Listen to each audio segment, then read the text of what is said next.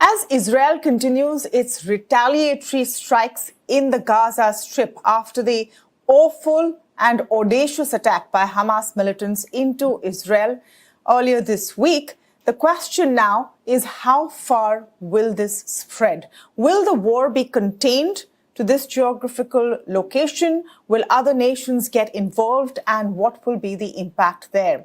Also, how much of an impact are we going to see on global markets, on global business? Is it going to be restricted to whatever we saw in crude, the response in crude prices in the first couple of days, or is there more coming? To get some perspective on all of these points, I'm speaking today with Alastair Newton. He's Chief Executive of Alavan Business Advisory. Alastair, great to speak with you. And you. Yeah, great to speak with you here on BQ Prime. Let me begin with your take on what's happening right now with the conflict and where the conflict is at this point. We've already seen retaliatory attacks by the Israeli Defense Forces. There is talk now that a ground response is coming in next, where you will have Israeli military going into Gaza and, really looking at those kind of operations.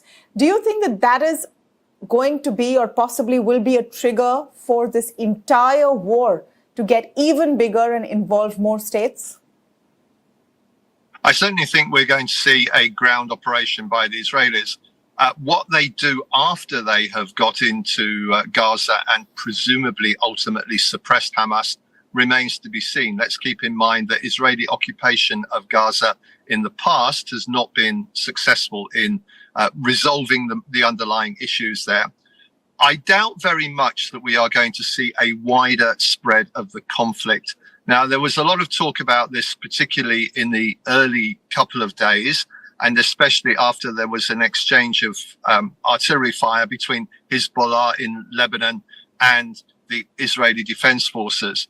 But overall, I think that most of the pundits now consider that a wider escalation is unlikely, and I think that's right.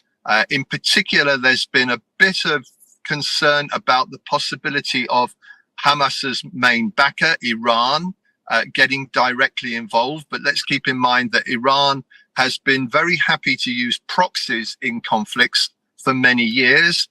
And on the Israeli side, I think the Israeli Defense Forces have got quite enough on their plate without opening up on what would be a very major second front indeed by attacking Iran directly. At the moment, everybody seems to be interested in playing down Iran's role in backing Hamas. So no widespread of the conflict as far as we can tell. Right. Let me come back to the specific question that I alluded to in the first part. If there is a ground operation, and it seems there will be a likely ground operation of Israeli forces into Gaza at this point, that's the next step. They want to perhaps uproot the entire machinery that allowed Hamas to launch this attack. There is very likely going to be an increase in civilian casualties on the Gaza side. Can we expect Arab nations to continue the stance they have, which is a relatively muted stance in that case, as those pictures then start coming out? I think the answer to that is yes. The big problem facing at least some of the Arab world's leaders is that although they themselves are not really that predisposed to be forceful in support of the Palestinians, the Palestinian cause does enjoy a lot of sympathy among what we'll call the Arab on the street for the sake of this discussion. So they have a very careful balance to strike. I think as far as the obvious consequences of this is concerned, we can forget about any talk of an Abraham Accord between Saudi Arabia and Israel at this time. Even for Saudi Arabia's autocratic leadership, it would probably be a step too far relative to popular sentiment for them to continue down the track, which they've been sort of slowly going down for the last few weeks as far as diplomatic relations with Israel is concerned. Beyond that, I think pretty much the status quo. What about the nations, the four nations, the Arab nations that have already signed on to the Abraham Accords, which bases its existence on taking forward the two-nation theory, etc.? Is that now dead in the water? Well, I think those Abraham Accords will continue to be in existence. The hope will be among the 4 Arab countries concerned that this crisis will be over sooner rather than later. There will undoubtedly be a hope that there will be a renewed international effort towards a 2-state solution. Frankly, given the I'm going to be careful what I say about the government of Israel, because we're probably just about to get a unity government.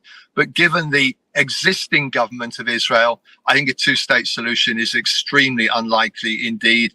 And at some point in the hopefully not too distant future, hostilities will end, perhaps a ceasefire of some sort, most likely brokered by Egypt, which has been very active in similar situations in the past, and that we will return to the status quo ante, which is hardly an ideal scenario by any means, but could be considered to be a least bad case given what's going on at the moment.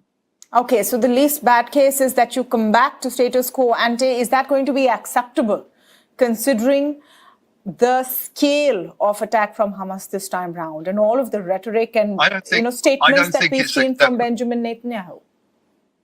I don't think it's acceptable to either party. Clearly, Israel remains ambitious of spreading its footprint on the West Bank still further than it has already. And let's keep in mind, this is internationally recognized as occupied territory, as indeed is Gaza.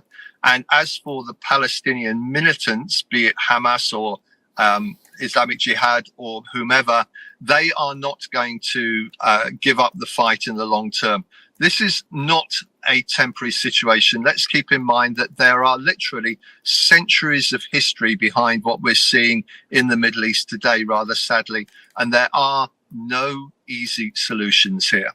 Okay, let me come to the business aspect of it. Have we seen the worst of what was expected, which was that first day of a 5% hike in crude? Some concerns here and there. Is that it? Or are you expecting more impact coming out of this conflict on global markets and on businesses in the region and the world over?